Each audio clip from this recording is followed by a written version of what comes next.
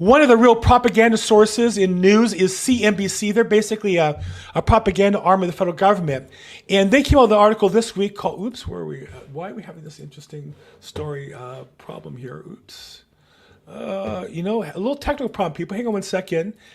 We have a issue where for some reason my share button keeps sending the last tab instead of the current tab. And we don't want that. There we go. Okay. So here we are, CNBC.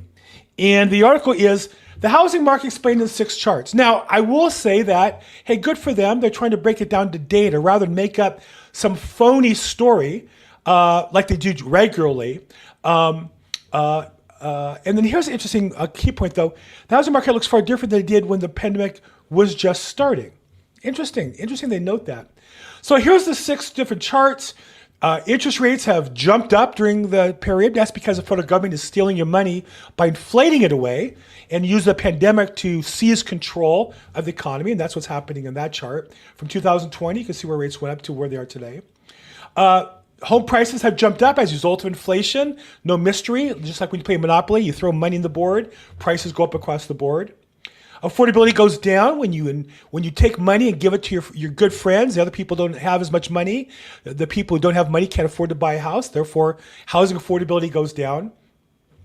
The amount of money needed to buy a house has gone up. So to make people feel bad about themselves, they don't make enough money to buy a house. More and more that's happening here in America. And the year-over-year price change in affordability in that chart. But what's fascinating about all 6 charts is they all start at 2020. And I want to call 2020 as the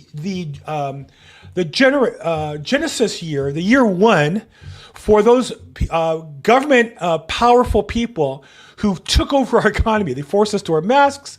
They decried we had to take vaccines that were never really fully proven.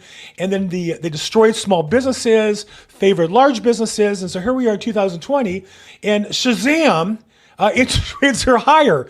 Well, why is that? Because they spent so much money that we didn't have and giving it to the preferred programs. The people who got the money did well and the people who didn't get the money didn't do well. It's not really a mystery. And so I think that's where, and we'll talk a little bit more about that down the road. But CNBC wants to kind of get on board that life changed starting 2020, and it did. And there's a reason why that's the case.